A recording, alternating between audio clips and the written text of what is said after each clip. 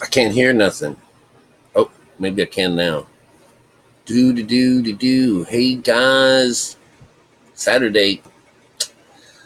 I know I haven't gotten in on this Jesus stuff yet, but listen, I was talking. I get sidetracked, and then I get inspired. So I've just spent a good time writing to this guy called Life Matrix, and they're part of the Mandela effect. Kind of interesting. They talk here. I'm going to go and read it. I wrote so much that I just can't waste it because no one ever reads or hears these things, and I don't get very many comments back from these cool things. But anyways, I'm going to minus you down for a second. But Life Matrix is one of these guys with the Mandela effect. And let me tell you, he's got one of those charming voices, and you can just listen to him, and he's like dreamy, and you just really like listening to his voice. I think it's the coolest stuff. Well, anyways, he has a good group of people. And it says, do you believe in quantum lives, second and third chances at life? And so, that's kind of cool, kind of interesting, but, it just shows where is your mind when this is like, this is just, can I enter the fairy tale? But I can. So I'm going to read this to you. And this is what I just left and finished with him on. It says, let me help you expand on this idea some. It says, first, we have to understand that our world is an illusion. It's Maya. We see the world upside down, and our eyes straighten things round for us. Our true vision of this world around us is not a fact to bet your life on. Our eyes are called thieves, and for many reasons, but mostly to fool you. In this frequency called beta conscious, all all of such invisible vibrations and such take on solid form. If not if not for our machine-like body with its five senses, each a converter of one reality to another, i.e., from the universe of possibilities created of pure energies and seemingly solid, uh, uh, hard, solid ground around us as we call home. Wait a minute, how did I do that? I.e., from a universe of possibilities to created of pure energies to the seemingly hard, solid ground around us we call home. That's a lot of word. Be it round or flat, or in the imagination of some celestial being, I see our world shaped like a brain and a huge eyeball in the middle of it that does not blink. And so, salvia and a shamanic ritual sent me flying on a quest to actually learn to fly, not to be afraid to fly. My sight doubled, and I saw two birds flying high above me, but I know there was really just one. And the shaking rhythms of the shaman's rattle drew me up. When in this state, there was a kaleidoscope of images of me at the present, sort of an out-of-body view over the edge of the room where I could see forever. It stretched on for an eternity, but perhaps now looking back at it, it's more like one frame in a movie reel. And the world around me shed like fractals of images into nothingness, blank and dark, like the empty stage, like an empty stage. And I said aloud, is that it? Slowly, a gadget seemed to be closing in on me from behind.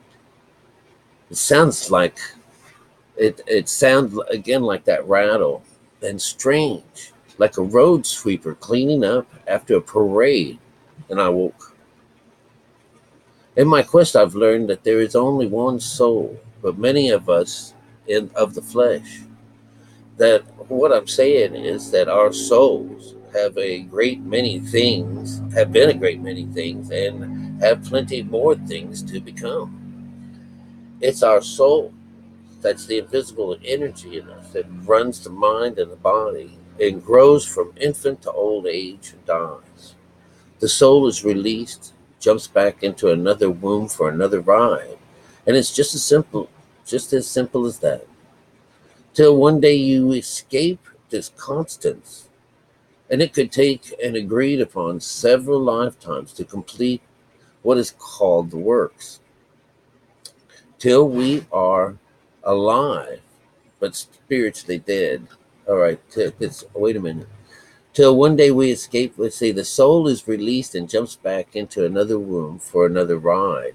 And it's just that simple. Till one day you escape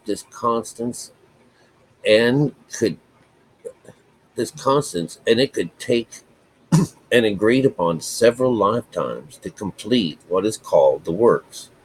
Till then, we are alive, but spiritually dead, meaning disconnected from mother and father. We have to go through hell before we can get this heaven, all right? And to think this place of rest is found to be in the right hemisphere of the brain. And I have in parentheses mother. Heaven, there is no such place out there for our souls to gain rest. And after the brief trip on earth and its host, this soul's ultimate quest is to live. And it does its father's bidding. That's you. And those with ears to hear, let them hear.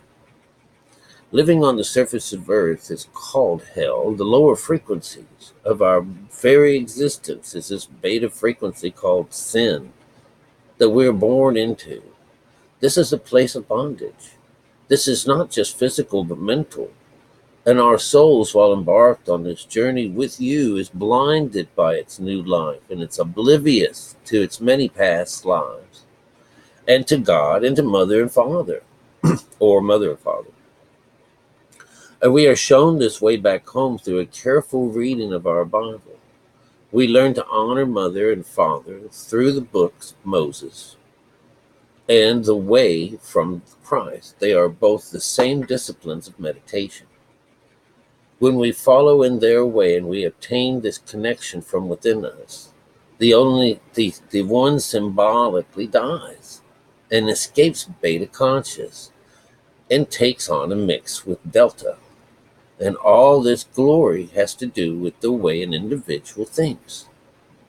And this side of heaven is only available to you while alive. He is not the God of the dead. And I went on to say that these are facts of life to ponder. It's really less complicated than mankind makes it out to be. So enjoy. So this is a type of fishing trip. Oh, we got an airplane coming. Doo-doo-doo. Let me find out where y'all are. There y'all are. Damn airplanes. Those are facts that the Bible that we gain by reading the Bible. All right. It told us we've learned a lot about our Bible. That's how we learn about ourselves. That's how we know about this energy. This science has to come along with it, because you just can't know it. You have to understand it. All right. That's why there's so much involved to it, and that's why because some people's minds just can't grasp the idea that we are just a bunch of frequencies and things like that, and that our bodies, our mechanical selves, create everything in front of us, even if even if there is like a world around us that's real. There's something that we are participating in that is an illusion, that is only picked up because of our eyes and our ears and our mouths, and our touch and feel and stuff like that, and how we perceive things. But this is how you know. This is a lesson. This is how you know more about yourself. This is how you know about this energy of God. Then to know oneself is to know this God. So get over it. Get up there. Say hi to your mom. I'll chat with you soon. Dad all by himself is just, bastard.